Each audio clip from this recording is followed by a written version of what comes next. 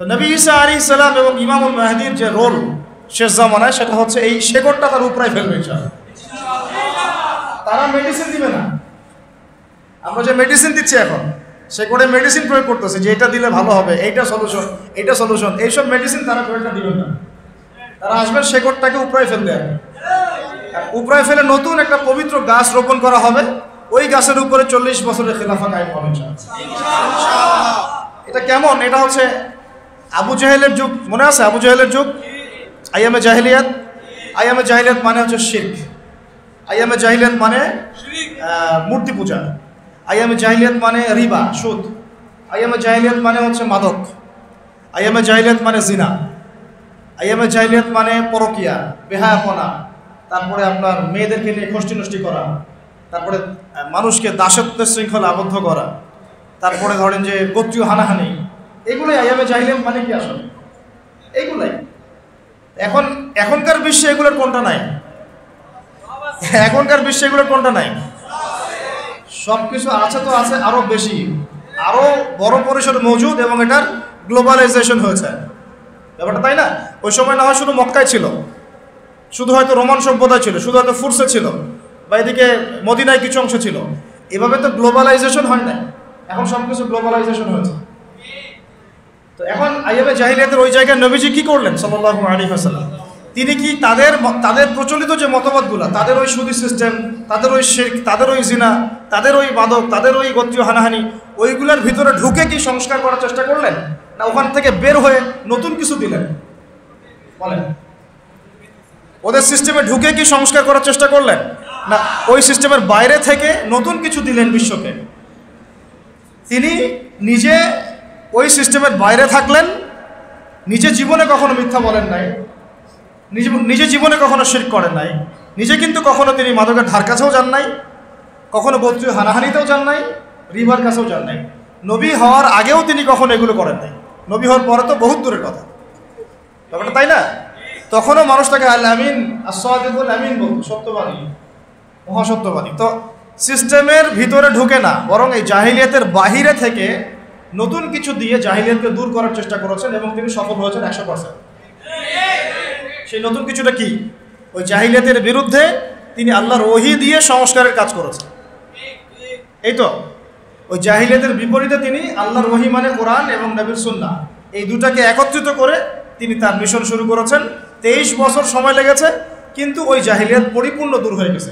শিকড় একদম উপড়ায় ফেলে নতুন একটা পবিত্র গাছ রোপণ করেছে ব্যাপারটা, তাই না? এবং ওই গাছ যে ফল দিয়েছিল, সেই ফলটা আমরা ভোগ করেছি প্রায় 1250 বছর। কত বছর?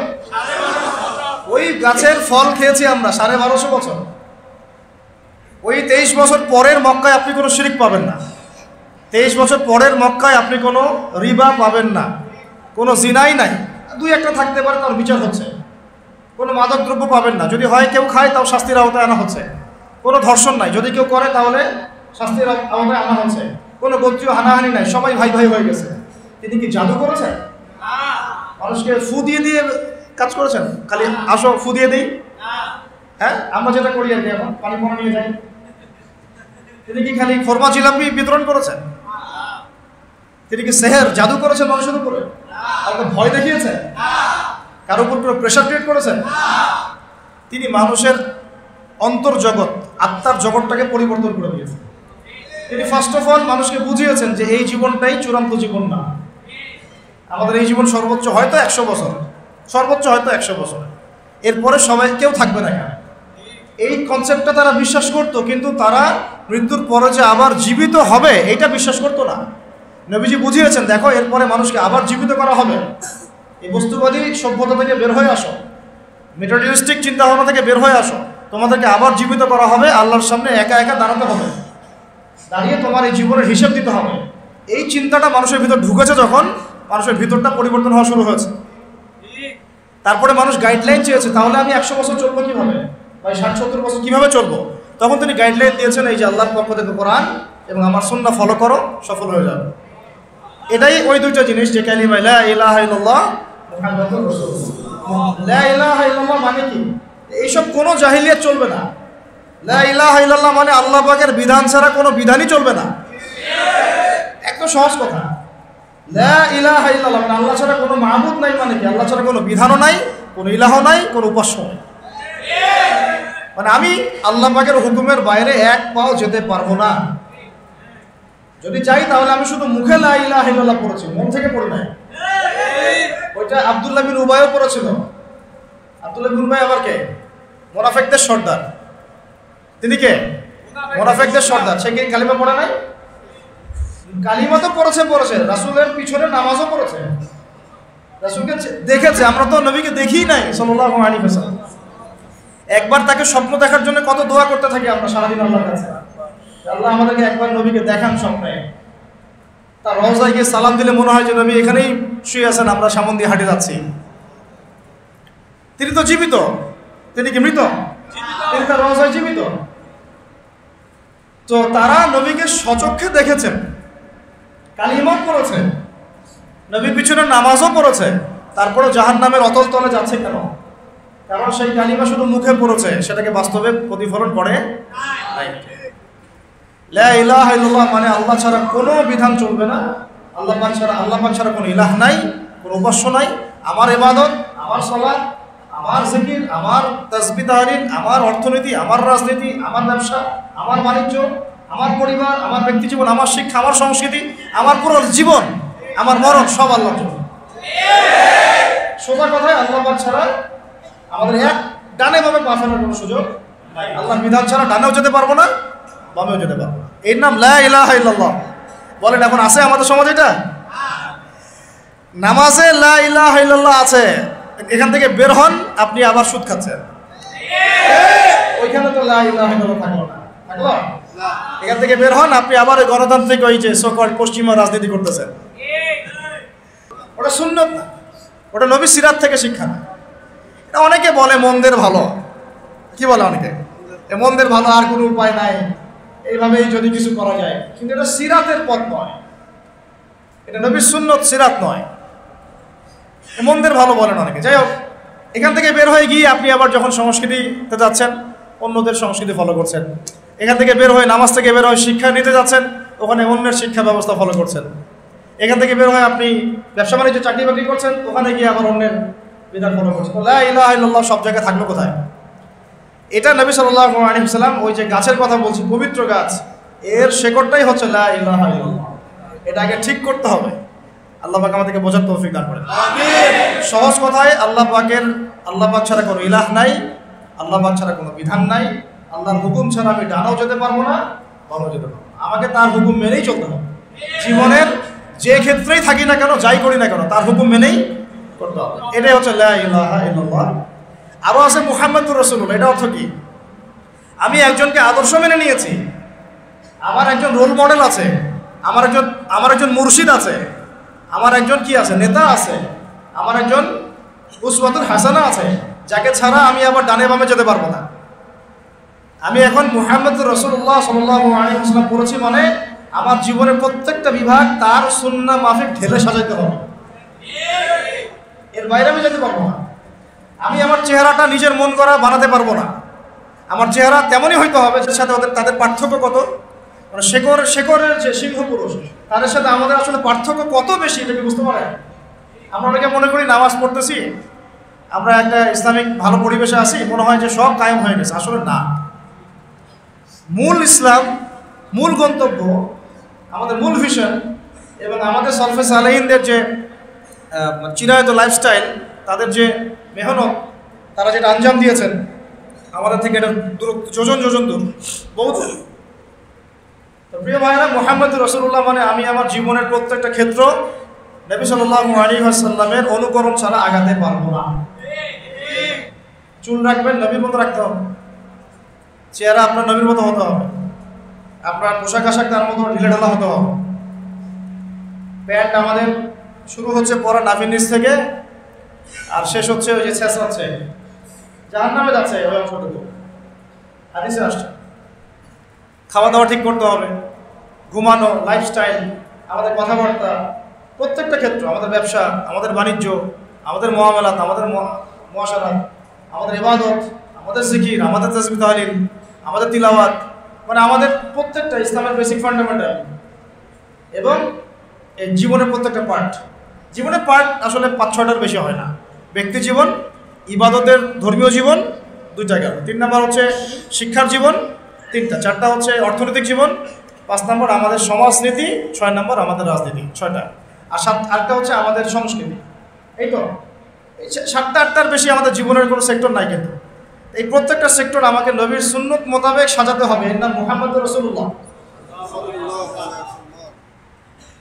আমি কিভাবে বোঝাবো? আসলে বোঝানোর মতো এলেমও নয় আমার সেরকম লাফজও আসবে না। উমর রাদিয়াল্লাহু আনহু, যিনি জান্নাতের সার্টিফিকেট প্রাপ্ত একজন মানুষ, 10 জন আশারায়ে মুবাশশারার একজন, 4 খলিফার বরেণ্য একজন খলিফা, যার মতো শাসন ব্যবস্থা কেউ কায়েম করতে পারে না। পারছে? পারবে না ইনশাআল্লাহ। ইমামুল মাহদী আসলে পারবেন ইনশাআল্লাহ, আর ঈসা আলাইহিস সালাম আসলে পারবেন। এখন এগুলো জাদুঘরে আছে, এখন এগুলো কোনো বাস্তবায়ন নাই। এখন ওটা নিয়ে আলোচনা বাদ, ইনশাআল্লাহ ওটা নিয়ে আরেকদিন আলোচনা করবো যে উমর রাদিয়াল্লাহু আনহুর খেলাফার যুগটা কেমন ছিল, ওটা আরেকটা আলোচনা হবে ইনশাআল্লাহ। এখন আমি বলতে যাচ্ছি, উনি একদিন নবীজিকে বলছেন সাল্লাল্লাহু আলাইহি ওয়াসাল্লামকে যে, ইয়া রাসূলুল্লাহ ওয়াল্লাহি লা উহিব্বুকা, আল্লাহর কসম আমি আপনাকে অনেক মহব্বত করি, ইল্লা মিন নাফসি, আমার নিজের নফসের চেয়ে বেশি না। স্বাভাবিক না, আমি আমার জানের চেয়ে বেশি মহব্বত আপনাকে করি না, কিন্তু অনেক মহব্বত। নবীজি বললেন লা ইয়া উমর, এখনো হয়নি। এখনো হয়নি মানে এখনো পরিপূর্ণ ঈমান আসে নাই। একটু পরে তিনি বললেন যে, ইয়া রাসূলুল্লাহ আলআন লা উহিব্বুকা মিন কুল্লি শাই হাত্তা মিন নাফসি, ইয়া রাসূলুল্লাহ আমি আপনাকে সব কিছুর চেয়ে বেশি ভালোবাসি, এমনকি আমার নিজের জীবনের চাইতেও এখন বেশি ভালোবাসি। নবীজি বললেন আলআন ইয়া উমর, এখন প্রকৃত মুমিন হইলাম। উমর রাদিয়াল্লাহু আনহুর ব্যাপারে এত বড় একটা কথা আসলো, লা ইয়া উমর, তুমি এখনো মুমিন হওনি উমর।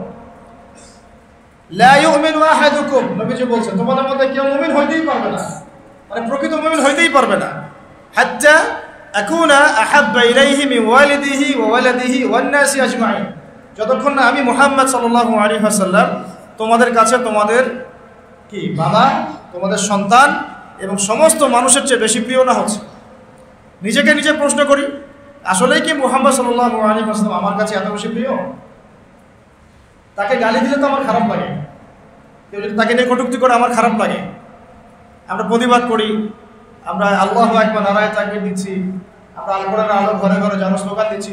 সত্যি কি মুহাম্মদ সাল্লাল্লাহু আলাইহি ওয়াসাল্লামকে আমরা আমাদের নফসের চেয়ে বেশি ভালোবেসেছি, বাসতে পেরেছি? তাহলে আমার চেহারার অবস্থা এমন কেন?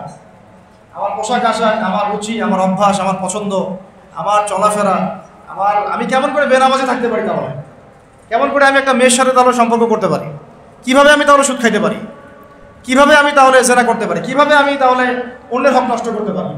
আমি যদি নবী মুহাম্মদকে ভালোবেসেই থাকি সাল্লাল্লাহু আলাইহি ওয়াসাল্লাম, কিভাবে আমি তার সুন্নতের বাইরে যেতে পারি? আমার কথা কি লজিক বা যুক্তি আছে না নাই?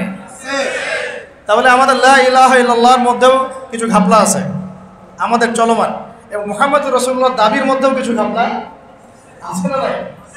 এই ঘাপলাগুলো দূর করে আমাদেরকে একটা পবিত্র বৃক্ষ রোপণ করতে হবে। তাহলে আবু জাহেলের যুগ পরিবর্তন হয়ে সাহাবীওয়ালা যুগ হবে ইনশাআল্লাহ। আপনারা কি বুঝতে পারেন যে আমরা এখন আবু জাহেলের যুগে আছি? আবার খোলামেলা কথা শুনেন, এই বিশ্বে মানুষ এখন ইলাহ মেনে নিয়েছে কাকে জানেন? এই বিশ্বে মানুষ কোনো ক্ষেত্রে বহু মুসলমানও এর মধ্যে পড়ে গেছে। মানুষ বলতে বোঝাচ্ছি অমুসলিম যারা আছে ওরা তো আছে, আর যারা মুসলিম তাদের মধ্যেও বহু মুসলিম এই কাতারে ঢুকে গেছে, যারা আল্লাহকে বাদ দিয়ে ইউনাইটেড নেশনসকে ইলাহ বানিয়ে নিয়েছে। ও যা বলে তাই, ও যদি বলে এটা ঠিক তো এটা ঠিক, এটা বেঠিক তো এটা বেঠিক, এটা হালাল হবে তো হালাল, এটা হারাম হবে তো হারাম। এক্সাম্পল দিচ্ছি, আমি তো আমার হেডসেট নিচ থেকে কথা বলছি না। আল্লাহ পাক আল কোরআন সামনে নাই থাকলে দেখাতাম খুলে। আল্লাহ রাব্বুল আলামিন কোরআনের মধ্যে দিনার এবং দিরহামের কথা বলেছেন। এটা কি আজকে নাম প্রথম শুনলেন? দিনার মানে কি? স্বর্ণ মুদ্রা। দিনার মানে কি? আর দিরহাম মানে রৌপ্য মুদ্রা। কোরআনে আল্লাহ পাক এগুলোর কথা বলেছেন। আপনার নবী, আমার নবী মুহাম্মদ সাল্লাল্লাহু আলাইহি ওয়াসাল্লাম এগুলো দিয়ে কেনাবেচা করেছেন। আপনাদের কি মনে হয় উনি কি বিকাশের রকেটে টাকা পাঠাতেন? না, ডলার এক্সচেঞ্জ করতেন, পেপার মানি ইউজ করতেন, ইলেকট্রনিক মানি বা ক্যাশলেস সোসাইটিতে থাকতেন, দিনার দিরহাম দিয়ে এক্সচেঞ্জ করতেন, কেনাবেচা করতেন।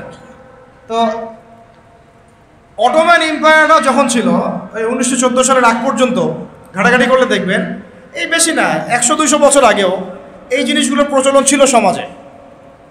বেশি দিন যেতে হবে না, 200-250 বছর। যতক্ষণ পর্যন্ত ফরাসি বিপ্লব হয়েছে 1779 সালের দিকে, তারপরে যে পশ্চিমাদের উত্থানটা, তারপরে ব্রিটেন জার্মানিকে সরাই দিয়ে সারা বিশ্ব শাসন করা শুরু করলো, ব্যাংক অফ ব্রিটেন প্রতিষ্ঠা করলো, তখন যে পাউন্ড চালু করলো, ওই সময় থেকে শুরু হয়েছে পেপার মানি। এর আগে একটা হদিসই পাবেন না। এখন কথা হচ্ছে যে 1944 সালের দিকে, কত সালে ফার্স্ট ওয়ার্ল্ড ওয়ার হয়েছে 14 থেকে 18, সেকেন্ড ওয়ার্ল্ড ওয়ার তো 45-এর দিক থেকে শুরু হয়েছে, তাই না? 44-এর দিকে এই ব্রিটেন উড কনফারেন্সের মতো দিয়ে এই ইউনাইটেড নেশনস গোল্ড দিনার সিলভার দিরহামকে মার্কেট থেকে হারাম করে দেবে। এখন থেকে আর এটা দিয়ে কোনো ট্রেড ব্যবসা বাণিজ্য কিছু করা যাবে না। আমরা যে পেপার মানি দিয়ে দিয়েছি এটা দিয়ে করতে হবে। এটা ডলার কেন্দ্রিক হবে, বাকি কারেন্সি এটা থেকে মনিটর করা হবে ইত্যাদি। তো আল্লাহ পাক দেখেন যেটাকে হালাল করেছেন আমরা সেটাকে হারাম করে দিলাম। বুঝতে পারতেছি না মনে হয়। আল্লাহ পাক যেটাকে হালাল করেছিলেন কোরআনে, নবী যেটা দিয়ে ব্যবসা বাণিজ্য করেছেন, ওই কারেন্সিটাকে জায়নিস্টরা হারাম করে দিল। আমরা সবাই মেনেও নিলাম এবং আমরা বুঝতেও পারলাম না যে এটা ইসলামিক কারেন্সি না। যে গুটি কয়েক মানুষ এগুলো নিয়ে আবার টুকটাক কথা বলে ওদেরকে আবার তকমাও লাগানো শুরু করলাম। তো এখন আল্লাহর হালালকে যদি কেউ হারাম করে, আল্লাহর হারামকে যদি আবার কেউ হালাল করে, তাহলে একে কোরআন সুন্নাহর ভাষায় কি বলা হয় আমি ফতোয়া দিব না, ওলামায়ে কেরামের কাছে জিজ্ঞাসা করব। এখন আমি এমনি বলি নাই যে আমরা এদেরকে ইলাহ বানিয়ে নিয়েছি। ইলাহ মানে কি? যার কথা মেনে চলা হয়, যে আমার উপাস্য, যার কথা আমি ভক্তি শ্রদ্ধার সাথে মেনে চলি, যে আমাকে বলে উঠো আমি উঠি, যে বলে বসো আমি বসি, এই তো ইলাহ। এমনকি প্রবৃত্তির যে কথাটা আছে, আমরা প্রবৃত্তি, মনের বাসনা, মন চাচ্ছে একটা মেয়ের সাথে জেনা করবেন, কথা বলবেন, ফিল্ম মিক্সিংয়ে যাবেন, মন চাইলে আপনি চলে গেলেন। এই মন যে চাইলে আপনি করলেন, এটাকেও বলা হচ্ছে প্রবৃত্তির দাসত্ব। প্রবৃত্তির সূরা ফুরকান খুললে দেখবেন, আর আইতা মান ইত্তাখাযা ইলাহাহু হাওয়াহু আফা আনতা তাকুনু আলাইহি ওয়াকিলা। আল্লাহ পাক বলছেন, হে নবী, আপনি কি সেই ব্যক্তির জিম্মেদারি নিতে চাচ্ছেন যে তার নফসকে, প্রবৃত্তিকে ইলাহ বানিয়ে নিয়েছে? প্রবৃত্তিকে ইলাহ বানিয়ে নেওয়া মানে কি? মন যা চায় সে তাই করতে চাচ্ছে। মন চাইলে একটু ড্রিঙ্কস করে ফেলো, মন চাইলে একটু আমি এখন নামাজ বাদ, আগে পাবজি খেলবো, ওইটা হচ্ছে ওই গেমসটাকে সে ইলাহ বানায় নিল, প্রবৃত্তিটাকে। মন চাইলো যে আমি একটা পর্ন দেখে ফেলাই, তখন ওই যে প্রবৃত্তির চাওয়াটা, এটাকে সে ইলাহ বানায় নিল আর কি। এটাকে আল্লাহ পাক ইলাহ বলছেন। আর আইতা মান ইত্তাখাযা ইলাহাহু হাওয়াহু, যে ব্যক্তি তার হাওয়াকে ইলাহ বানিয়ে নিল। তাহলে ইলাহ শব্দের ব্যাখ্যা বুঝতে পারলেন? তাহলে এখন বলেন বৈশ্বিক প্রেক্ষাপটে আমাদের ইলাহ কি এখন আল্লাহ পাক আছেন না নাই? বাস্তবতায় আসলে ওয়ার্ল্ড অ্যাফেয়ার্সে নাই। আল্লাহ এবং তার রাসূল যাই বলুক, এরা কানও দিবে না। ওরা যা বুঝে, ওরা যা চিন্তা করে, ওরা যা লিখবে, ওইটাই তাদের কাছে ইলাহ। মাদক হালাল না হারাম? আপনি বলছেন হারাম, আল্লাহ বলছেন হারাম, নবী বলছেন হারাম, কিন্তু বহু কান্ট্রিতে লাইসেন্স দেওয়া হয়েছে কি হয় নাই? তার মানে এখানে আমরা প্রবৃত্তিকে ইলাহ বানিয়ে নিলাম। সুদ হালাল না হারাম? বলেন। আপনারা বলছেন হারাম, আমি জানি হারাম, আল্লাহ বলছেন হারাম, রাসূল বলছেন হারাম, কিন্তু সমাজ বলছে এটা ফরজ। সমাজ কি বলছে? সুদী সিস্টেম ছাড়া কোনো অর্থনীতি চলতেছে না এখন সারা বাংলাদেশে, সব সুদ। সমাজ কেন বলবে না? কারণ সমাজের উপর আছে রাষ্ট্র, রাষ্ট্রের সেন্ট্রাল ব্যাংক আছে, ওর মধ্যে সুদ আসতেছে। সেন্ট্রাল ব্যাংককে বলতে বাধ্য করা হচ্ছে, because world bank, IMF, federal reserve ওর উপরে আছে, ওরা আবার সুদ চাপাচ্ছে। বিভিন্ন কান্ট্রি থেকে লোন নিতে হলে আমাকে সুদে নিতে হচ্ছে। আমরা যে কারেন্ট জালে আটকা পড়ে গেছি। কি জালে আটকা পড়ছে? সুদে, রিবার, কারেন্ট জালে আটকা পড়ে গেছে, বেরোনোর সুযোগ নাই। হয়তো এই যুগটার কথাই নবীজি বলছিলেন সাল্লাল্লাহু আলাইহি ওয়াসাল্লাম, এমন একটা যুগ আসবে যে মানুষ যারা রিবা থেকে বেঁচে থাকতে চাইবে তাদের গায়েও সুদের ছিটা ফোটা গিয়ে পড়বে। এখন আমরা বেঁচে থাকতে চাচ্ছি, দেখবেন আপনার কাছে ছিটা ফোটা গিয়ে লাগতেছে। এখন সুদের মানে একটা ছোট্ট একটা গ্রামে গিয়েও দেখবেন যে বহু সুদী এনজিও কাজ করতেছে। এখন সুদের এই কারবার এত বেশি তৎপর যে এরা কোনো ক্ষেত্রে একটা রাষ্ট্রের শক্তিকে জিম্মি করে ফেলতে পারে। বুঝেন, কথা বুঝেন, এত গভীর এদের ব্যবসা বাণিজ্য।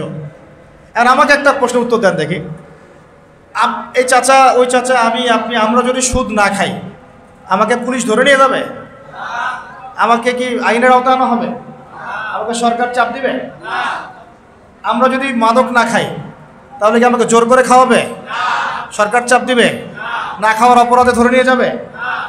তাহলে বুঝতে পারলাম যে আমরা নিজেরাই সুদ খাচ্ছি, আমরা নিজেরাই মাদক খাচ্ছি। আপনি মাদক খায়েন না, মাদকের ব্যবসা চলবে না। আপনি সুদ খায়েন না, সুদের ব্যবসা চলবে না। আপনি খ্রিস্টান হয়েন না, ওরা ইসাই মুসলিমদের তৎপরতা চালাতে পারবে না।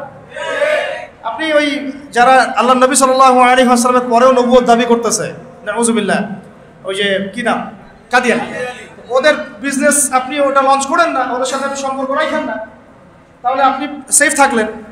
আমরা তো নিজেরাই এগুলোতে পা দিচ্ছি।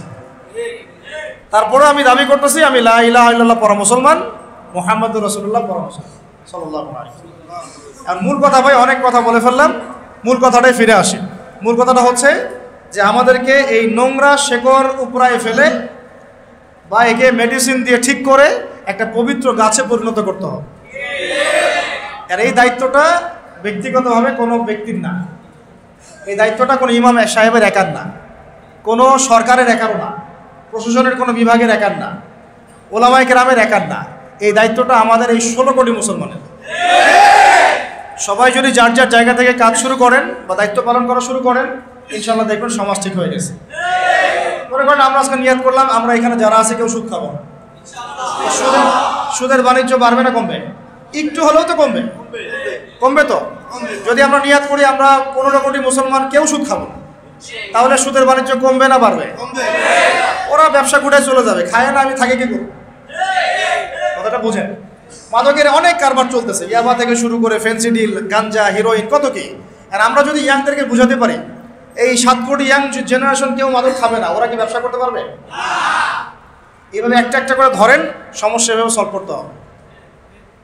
শিক্ষা, শিক্ষা আমি এই শিক্ষা নিব না, আমি কোরআন সুন্নাহ ভিত্তিক শিক্ষা নিব। জোর করে চাপাবে আমাকে? প্রয়োজনে তখন যদি 10 কোটি মুসলমান বলে যে আমরা এইসব শিক্ষা নিব না, আমরা শুধু কোরআন সুন্নাহ ভিত্তিক, কোরআন সুন্নাহ ভিত্তিক জেনারেল শিক্ষা নিব, সমস্যা নাই। কোরআন সুন্নাহ ভিত্তিক জেনারেল শিক্ষা নিব, কোনো সমস্যা নাই। কিন্তু কোরআন সুন্নাহ বিবর্জিত শিক্ষা নিব না। আর কোরআন সুন্নাহর সাথে সাংঘর্ষিক এমন শিক্ষা তো নিবই না, যেমন শরীফ থেকে শরীফা। তো তখন কিন্তু এই শিক্ষাটা আর এভাবে লঞ্চ করতে পারবে না, আস্তে আস্তে কিন্তু কমে যাবে।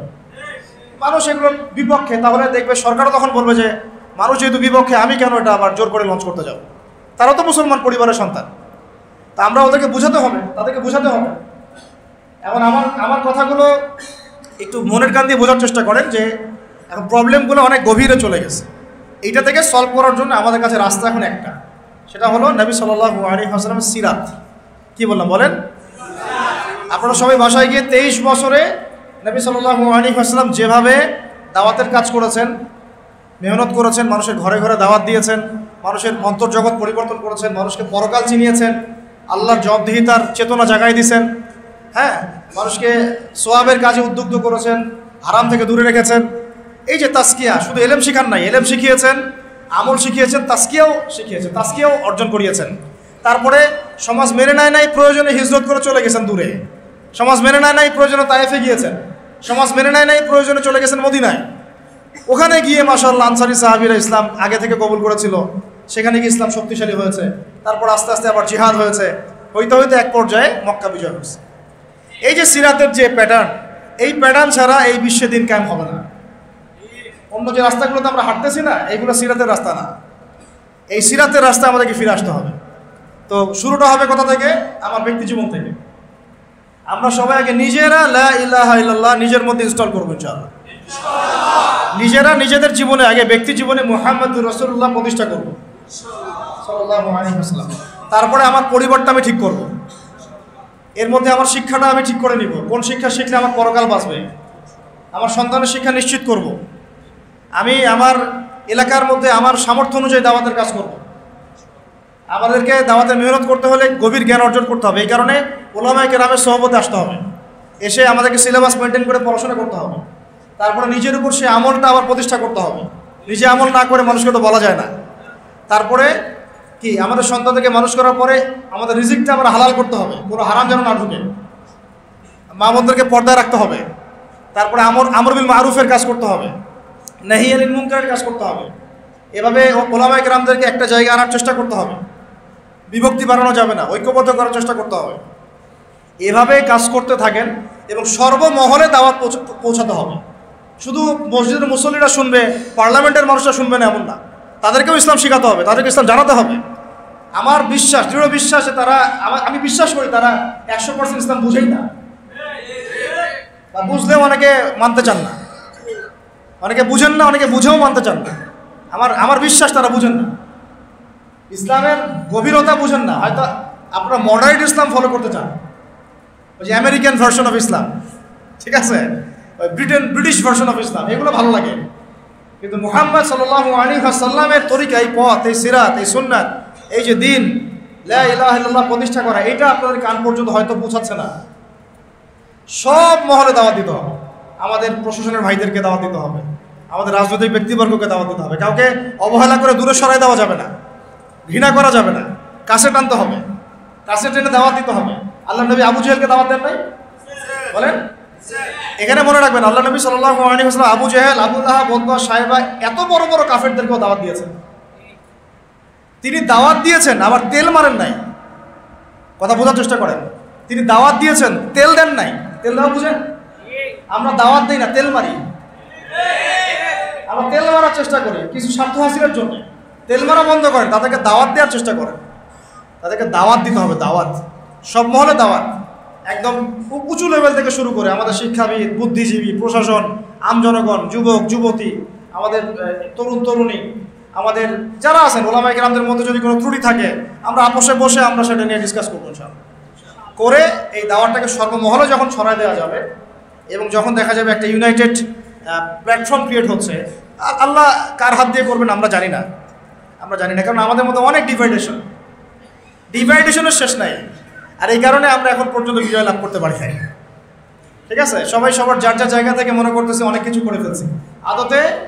আদতে বিশ্বাস করেন, এখন অন্য কান্ট্রির অমুসলিম যারা পশ্চিমা বিশ্বে, তারাও বুঝে ফেলছে যে মুসলমানদেরকে মারা এখন খুব সহজ, কারণ এক ভাইকে মারলে আরেক ভাই আগাবে না। 10টা 12টা কান্ট্রির মাঝখানে তারা কিভাবে ফিলিস্তিনকে ধ্বংস করে ফেললো। আশপাশে 10টা কান্ট্রি আছে, কেউ আগাচ্ছে না। ওরা খুব ভালো করেই জানে মুসলমানরা আর আগের মতো ওই ইন্নামাল মুমিনুনা ইখওয়ার মধ্যে নাই। এদের একটাকে মারলে বরং আরেকটা মিষ্টি বিতরণ করবে। কথা বুঝতে পারছেন না? এটা ওরাও বুঝে ফেলছে। এই কারণে এই গোড়ার সমস্যাগুলো আমাদেরকে সলভ করতে হবে। সলভ হয়ে যাবে দেখবেন, তখন ইনশাআল্লাহ তাআলা একটা ইউনাইটেড মুসলিম কমিউনিটি গড়ে উঠবে। তখন আমরা তো কারো ক্ষমতার দিকে হাত বাড়াচ্ছি না, আমরা চাচ্ছি যারা আছে তারাই ইসলামটা প্রতিষ্ঠা করুক। ঠিক আছে, আমরা দাওয়াত দিতে চাচ্ছি যাতে যারা আছে তারাই যেন ইসলামটাকে কি করে, প্রতিষ্ঠা করে। আল্লাহ নবী আবু জেহেলকে কি বলেছিলেন জানেন? আবু জেহেল, আবু লাহাব, উতবা, সাইবা এসে প্রস্তাব দিচ্ছে, তুমি কি সুন্দরী নারী চাও? বলে নাউজুবিল্লাহ, 100টা মেয়ে বিয়ে দিব তোমাকে, আরবের সুন্দরী। তুমি কি আমাদের কাবা ঘরের চাবি চাও? তুমি কি আমাদের ক্ষমতা চাও? তুমি কি আমাদের সব খাজানা চাও? খাজানা বুঝেন? মানে সম্পদ, এগুলো চাও? সম্পদ, নারী, ক্ষমতা, এগুলো টোপ দিল তাকে। তুমি কি এগুলো চাও? যদি চাও তাহলে এগুলো দিচ্ছি তোমাকে। তুমি লা ইলাহা ইল্লাল্লাহ মুহাম্মাদুর রাসূলুল্লাহ দাওয়াত দেওয়া বন্ধ করে দাও। এটা তাকে প্রস্তাব দেওয়া হলো। আর তিনি পাল্টা রিপ্লাই করতেছেন কি, যে আপনারা শুধু একবার একটা কালিমা পড়েন, এই সম্পদ, এই নারী, এই ক্ষমতা যেগুলোর কথা বলছেন এগুলো তো আমার দরকারই নাই। আপনারা খালি একটা কালিমা পড়েন, শুধু আরবের না পুরো বিশ্বের রাজত্ব পাবেন ইনশাআল্লাহ। এটা কে দাওয়াত দিচ্ছে? আমাদের নবীজি নিজে বলতেছেন এই কথা। তারা আবার বললো যে তাহলে একটা কেন, 10টা কালিমা পড়তে রাজি আছি। তখন তিনি বললেন, কুলু লা ইলাহা ইল্লাল্লাহ তুফলিহুন, বলো লা ইলাহা ইল্লাল্লাহ, আল্লাহ ছাড়া কোনো মাবুদ নাই, মানে আল্লাহ ছাড়া কোনো হুকুম নাই, কোনো ইলাহ নাই, সফল হয়ে যাবে। তারা তো তখন পড়লোই না, ওই যে আবু লাহাব তখন পাথর নিক্ষেপ করা শুরু করলো, নাজিল হয়ে গেল তাব্বাত ইয়াদা আবি লাহাব। তো আমরা কারো মানে ক্ষমতার দিকে হাত বাড়াচ্ছি না, আমরা আমভাবে মূল দাওয়াতটাকে প্রচার করতে হবে। আর এই প্রচার করার দায়িত্ব শুধু একজন ব্যক্তির না, সবাইকেই প্রচার করতে হবে। ওই যে কথাটা বললাম যে আমাদের কাজগুলো এখান থেকে চলে আসবে, ইলম অর্জন, আমল বাড়ানো, পরিবার গঠন, হালাল রিজিক, দাওয়াতের মেহনত এবং উম্মাহকে ঐক্যবদ্ধ করার চেষ্টা করা, সব মহলে দাওয়াত দেয়া। ইনশাআল্লাহ দেখবেন আজকে রেজাল্ট পাচ্ছি না হয়তো আমরা, আজকে থেকে 20 বছরের মধ্যে দেখবেন রেজাল্ট চলে আসছে ইনশাআল্লাহ। আল্লাহ চাইলে এটা সম্ভব। সময় যেভাবে দ্রুত পরিবর্তিত হচ্ছে, আল্লাহ চাইলে আগামী 20 বছরে অনেক কিছু হয়ে যেতে পারে, হতে পারে না? এখন আপনি যে টিকটক প্রজন্মটা দেখতেছেন, এটা পশ্চিমাদের বিগত 20 বছরের পরিশ্রমের ফসল। বিগত 20 বছর পরিশ্রম করে ওরা এই জেনারেশন তৈরি করছে। আমরাও যদি একটা লক্ষ্য স্থির করি যে আমরা এইভাবে আগাতে চাই, আমরা ব্যক্তি জীবন আগে পরিবর্তন করব, আমার পরিবারটাকে পরিবর্তন করব, আমি আমার সমাজের দায়িত্ব নিব, আমি সৎ কাজে আদেশ করব, অসৎ কাজে নিষেধ করব, আমি হালাল খাবো, অন্যকে হালালের দিকে ডাকবো, আমি দাওয়াতের মেহনত করব, ইলম অর্জন করবো, ওলামায়ে কেরামের সোহবতে থাকবো, তাদের সাথে পরামর্শ করে আমি চলবো, ইনশাআল্লাহ দেখবেন আপনার দ্বারা লাখ লাখ ছেলে পেলে ইনশাআল্লাহ পরিবর্তন হয়ে গেছে, মেয়েরা পরিবর্তন হয়ে গেছে। প্রত্যেকটা এলাকায় যদি এরকম করে মসজিদ ভিত্তিক দাওয়াত হয়, তালিম হয়, বক্তব্য থাকে, ঠিক আছে, এরকম ইসলামী হালাকা হয়, এভাবে দিনের প্রতিষ্ঠা হয়, প্রচার হয়। আমরা যেগুলো দেখতেছি যে মাহফিলে ফ্যান্টাসি, এই ফ্যান্টাসি দিয়ে দিন কায়েম হয় না, ফ্যান্টাসি দিয়ে দিন কায়েম হয়, ফ্যান্টাসি দিয়ে হবে না। ওই সাহাবিওয়ালা ওই যে সিরাত থেকেই বারবার সিরাতের কথা ফিরে আসতেছে, ওই 23 বছরের সিরাত সবার মুখস্থ থাকা চাই। এই সিরাতটাকে আপনি ভালো করে পড়লে বুঝতে পারবেন কীভাবে আল্লাহ নবী সাল্লাল্লাহু আলাইহি ওয়াসাল্লাম ওই শেকড়টাকে উপরে ফেলে, নোংরা শেকড় উপরে ফেলে পবিত্র একটা বৃক্ষের বীজ বপন করে এটা ফল দিয়েছে। আল্লাহ পাক আমাদেরকে সেই পথে হাঁটার তৌফিক দান করুন। আমাদের দাওয়াত সবার জন্য আমভাবে থাকবে, কাউকে আমরা ঘৃণা করব না, কাউকে দূরে সরাই দিব না, আমরা দাওয়াত দিব আবার তেল দিব না, ঠিক আছে? দাওয়াত দিব, তেল না, ব্যক্তিত্ব গায়রত বজায় থাকবে। দুনিয়ার সামান্য স্বার্থে আমরা আবার, আমি একটা মাহফিলে গিয়ে দেখেছিলাম যে যারা নিচে বসে আছেন স্টেজে, তারা সবাই মাশাআল্লাহ মাদ্রাসার টিচার, সবাই তো দাওরাতও দিয়েছেন, ইফতাও দিয়েছেন, নিচে বসে আছেন, পিছনে 4-5টা চেয়ার, ওখানে যারা বসে আছেন তারা আলিম বা কাসা পড়তে পারে না। বসেছে কেন বুঝতে পারতেছেন তো? এই যে গায়রত নাই আমাদের। তো প্রথমে স্টেজে গিয়ে বললাম যে সবাই আগে নামেন, সবাই নিচে বসেন, এতগুলো চেয়ার নাই, আলেমদেরকে বসতে দিতে পারতেছে না। তো বললাম যে আগে সবাই নিচে নেমে সবাই এক জায়গায় বসেন, তারপর বয়ান শুরু করি। ওলামায়ে কেরাম নিচে বসে থাকবে, আপনিও কেন উপরে বসে থাকবেন? আপনারই বা ব্যক্তিত্ব এমন কেন যে আলেমরা নিচে বসে আছে, আমি আমার উপরে এরকম সিংহাসনে বসে আছি? এটা কি ধরনের আদব? তো এই জিনিসগুলো আমাদের তেল দেওয়ার ফসল। রাসূল সাল্লাল্লাহু আলাইহি ওয়াসাল্লাম সাহাবায়ে কেরাম কাউকে তেল মারেন নাই, তারা দ্বীন প্রচার করেছেন, হৃদ্যতার সাথে, মহব্বতের সাথে কাছে ডেকে বুঝিয়েছেন। যদি না মানে এটা তার দায়িত্ব, তার ফাযাক্কির ইন্নামা আনতা মুযাক্কির। আল্লাহ পাক বলেছেন তুমি উপদেশ দাও, তুমি শুধু উপদেশদাতা, লাস্তা আলাইহিম বিমুসাইতির, তুমি কারো উপর দারোগা নাও। অন্য সূরা আছে, সূরা আলার মধ্যে ফাযাক্কির ইন নাফাআতিদ যিকর সায়াযাক্কারু মান ইয়াখশা, আপনি উপদেশ দেন, আপনি শুধু উপদেশদাতা, যারা আল্লাহকে ভয় করে তারা ফিরে আসবে ইনশাআল্লাহ। আচ্ছা, এটা আমাদের কাজ। এখন সমস্যা যেহেতু অনেক গভীর, এই জন্য আমাদের মেহনতও হতে হবে অনেক বেশি। ওই জন্যে একজন আবু তোহা ভাই, একজন আজারি ভাই, একজন মুশতাকুর নবী হুজুর, একজন আব্দুল মালিক সাহেব, একজন আপনি বলেন আব্বাসী সাহেব, মানে ইন্ডিভিজুয়াল ব্যক্তি এই বাংলাদেশ পরিবর্তন করতে পারবে না, এই ওয়ার্ল্ড পরিবর্তন করতে পারবে না, ইন্ডিভিজুয়াল ব্যক্তিরা পারবে না। এরকম মানুষ প্রত্যেক ঘরে ঘরে তৈরি করতে হবে, প্রত্যেক ঘরে ঘরে। মানে আপনি একটা বাচ্চা নেন, ওই বাচ্চাটাকে আলেম বানান। একটা মেয়ে আপনার হয়েছে, ওই মেয়েটাকে আপনি একদম মুহাদ্দিসা বানান, আলেমা বানান। আমাদের আলেমার যে কি পরিমাণ ঘাটতি, কি পরিমাণ যে আলেমার ঘাটতি আছে, যে আপনারা এসেছেন বসেছেন, আমি কথা বলতে পারতেছি, এরকম মহিলাদের কোনো জলসা হয়? হইলে কয়টা হয়? খুবই কম, হাতে গোনা। তো এখন বাইরে যে ফিতনা সৃষ্টি করতেছে বেশিরভাগই তো মেয়ে, এদেরকে লাইন আনবে কে? আমি যদি এখন এরকম করে মেয়েদের সামনে কথা বলি, আমার লেকচার জীবনে কেউ শুনবে না, ওটা ছবি তুলে অনলাইনে দিয়ে ব্যাস কাম খালাস। আর তখন দেশে আর কোনো ইস্যু থাকবে না, ওই ইস্যু একটাই থাকবে, আবু তো আদনান ভাই মহিলাদের সাথে যা করলেন, ঠিক আছে। আর কন্টেন্ট বানানোর তো এই যে মানে আহাম্মকের অভাব নয়, কন্টেন্টের উপর কন্টেন্ট, ওদের মাথায় যে কত কি খেলে আল্লাহ ভালো, ঠিক আছে। ওলামা সম্মেলনে এত বড় একটা সম্মেলন হয়ে গেল ফিলিস্তিনি ইস্যু নিয়ে, যেটা সবার প্রাণের একটা আবেগের দাবি। ওইখানে ফিলিস্তিনি ইস্যু নিয়ে কোনো আলোচনা নাই, জর্দার ঘান আমি পাইলাম কিনা তাই নিয়ে আলোচনা। ও জর্দার ঘান পাই নাই, ওখানে গেছে, জর্দা খাওয়া বন্ধ করতে পারলো না, ও জিহাদের কথা বলে। মানে এত যে ইতর শ্রেণীর মানুষ আছে সমাজে, আমি জানতাম না। এখন কথা হচ্ছে এগুলা খুবই নিচু মানসিকতার মানুষের পরিচয়। আমাদের এখন কাজ, এই যে বলতে চাচ্ছিলাম যে মহিলাদেরকে দাওয়াত যে দিবেন, ওদেরকে ফিরে আনবে কে বা কারা? এমন মেয়ে আমরা তৈরি করতে পারতেছি না, এমন বোন নাই, তাহলে মহিলাদেরকে কে দাওয়াত দেবে? অনলাইনে বিভিন্ন কোর্স করে এরা, ওখানেও বিভ্রান্ত হয়ে যাচ্ছে অনেক ক্ষেত্রে। অফলাইনে দেখা যায় বিভিন্ন তালিমে বসে উল্টাপাল্টা অনেক সময় তালিম করে, মেয়েদেরকে বের করে নিয়ে চলে যাইতেছে। সবখানে কিন্তু রিয়েল তালিম হয় না, অনেক জায়গায় অনেক ঝামেলা হচ্ছে। আর মুসলমানের সুরতে অনেক ইসলামের দুশ্মন ও মসজিদে ঘুরে বেড়ায়, এটা তো আপনারা বুঝেন। তো এখন আমি বলতে যাচ্ছি যে ভাই, আমাদের প্রত্যেকটা সেক্টরে মানুষ দরকার। প্রত্যেক ঘরে ঘরে একজন করে হাফেজ তৈরি করেন, একজন করে আলেম তৈরি করেন, আপনার বোনকে তৈরি করেন, আপনার স্ত্রীকে তৈরি করেন, বা বিয়ে সাথে যারা করেন নাই নিয়াত করে নেন যে আমি আলেমা ছাড়া বিয়েই করবো না। এলাকায় আপনি একটা করে পুরুষ মাদ্রাসা, একটা করে মহিলা মাদ্রাসা করেন, এবং সেটা নিয়ে একটা এলাকার পরিবর্তনের জন্য চেষ্টা করেন। একদিনের মাহফিল দিয়ে, একটা খুতবা দিয়ে, একটা ওয়াজ দিয়ে কিন্তু সব হবে না। এভাবে যখন একটা রেভলিউশন হবে, আস্তে আস্তে এলাকা ঠিক হয়ে যাবে। আর যদি ঠিক নাও হয়, আমরা ওজোর পেশ করতে পারবো যে আল্লাহ আমরা চেষ্টা করেছি, তারপর আমরা পারি নাই। এই তো এতটুকুই। ফামান শাআ ফালইউমিন ওয়া মান শাআ ফালইয়াকফুর, যার ইচ্ছা হয় সে ঈমান আনুক, যার ইচ্ছা হয় সে অস্বীকার করুক। আল্লাহ পাক আমাদের সবাইকে এই বিষয়গুলো বোঝার তৌফিক দান করেন, এবং সত্যিকার অর্থেই একটা পবিত্র বৃক্ষ রোপণ করার তৌফিক দান করেন। এটা রোপণ করতে হলে আমাদের যা লাগবে, আরেকবার রিপিট করতেছি, আমাদের লাগবে প্রথমে ইলম। কি লাগবে ভাই? সেই ইলম অর্জনের পিছনে ছোটার তৌফিক দান করেন। আর সেই ইলমটা কিন্তু একমুখী হবে না, মানে একমুখী, বুঝতে পারছেন কিনা? একদিকে দৌড়ে এমন না, মানে আপনাকে নলেজের মধ্যে ভার্সেটাইল হইতে হবে, সব কিছু থাকতে হবে নলেজের মধ্যে। এই সিলেবাসে পড়াশোনা করি, আল্লাহ পাক তৌফিক দান করেন। 2 নম্বর লাগবে ইলম অনুযায়ী আমল। 3 নম্বর লাগবে আমাদের ওলামায়ে কেরামের সোহবত। ওলামায়ে কেরামের সোহবত ছাড়া আবার একা জ্ঞান অর্জন করতে গেলে বিভ্রান্ত হয়ে যাবে একদম। বেশক অনেকে একটা বই খুলে দেখবেন, রেফারেন্স দেওয়া আছে, মনে হবে যে অনেক কিছু তো সঠিক মনে হয়, আগে মনে হয় ভুল ছিল। তো এখানে আপনি নেক্সট শুরুতে এখানে ধোকাও খাইতে পারেন।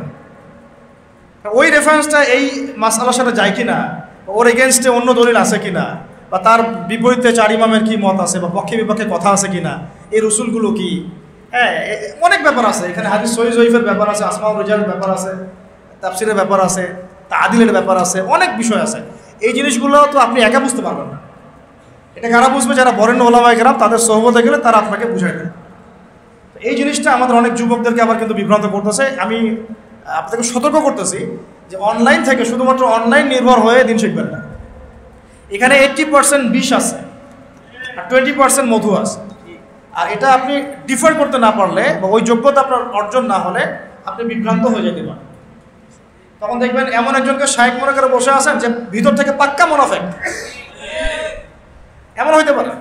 আবার এমন একজনকে শায়েখ মনে করতেছেন, ওস্তাদ মনে করতেছেন, যে কুরআনও এখনো তেলাওয়াত করা শিখে নাই। তো এভাবে না, এলাকা ভিত্তিক ওলামায়ে কেরামদের কাছে এসে পরামর্শ করে, মাশওয়ারা করে, সিলেবাস করে পড়াশোনা করতে হবে। আল্লাহ পাক তৌফিক দান করেন। এটা খুবই ভালো উদ্যোগ যে এখান থেকে মাশাআল্লাহ কোরআনের দার্স হচ্ছে। এরকম দরকার, প্রত্যেকটা জায়গায় কোরআনের মার্কাজ দরকার। প্রতিদিন কোরআন থেকে পাঠ হবে, আয়াতগুলো চর্চা হবে, তালিম হবে, কোরআনের মস্ক হবে। হ্যাঁ, সামনে রমজান মাস আসতেছে, এই রমজান মাসটাকে কোরআনের মাস বানায় না। এমনি তো রমাজান কোরআনের মাসই, শাহরু রমাদান আল্লাযী উনজিলা ফীহিল কুরআন। এই মাস তো সেই মাস যে মাসে কোরআন নাজিল হয়েছে। এই মাসে কোরআন পড়া বাড়ায় দেন, তেলাওয়াত বাড়ায় দেন, কোরআনের তালিম বাড়ায় দেন, কোরআনের কি বলবো তাবলীগ বাড়ায় দেন, এই কাজগুলো বাড়ায় দেন। আল্লাহ পাক তৌফিক দান করে দেন। আমাদের ইলমের সাথে দরকার আমল, ওলামায়ে কেরামের সোহবত, এবং দরকার তাজকিয়া। কি দরকার? তাজকিয়া মানে হচ্ছে মনটা ফ্রেশ রাখা, পবিত্র রাখা, যেটা এখন আহলুল ফেসবুক বা জামাত হয়ে গেলে আর পারবেন না।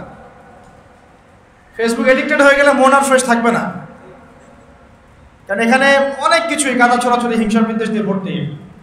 তাজকিয়ার জন্যে আমি বলবো যে আল্লাহর ওলি, বরেণ্য ওলামায়ে কেরামদের মধ্যে অনেকে আছে আল্লাহর ওলি মানুষ, এরকম কিছু মানুষের সান্নিধ্যে যাওয়া লাগবে, গিয়ে তাদের সাথে পরামর্শ, কথাবার্তা বলা, তাজকিয়া নেওয়া বলতে বোঝাচ্ছি উপদেশ নেওয়া, সেইভাবে চলা, জিকির করা বেশি বেশি, পরকালের ফিকির করা, কোরআন তেলাওয়াত বাড়ানো, হ্যাঁ মৃত্যুর কথা স্মরণ করা, এভাবে তাজকিয়া অর্জন হয়।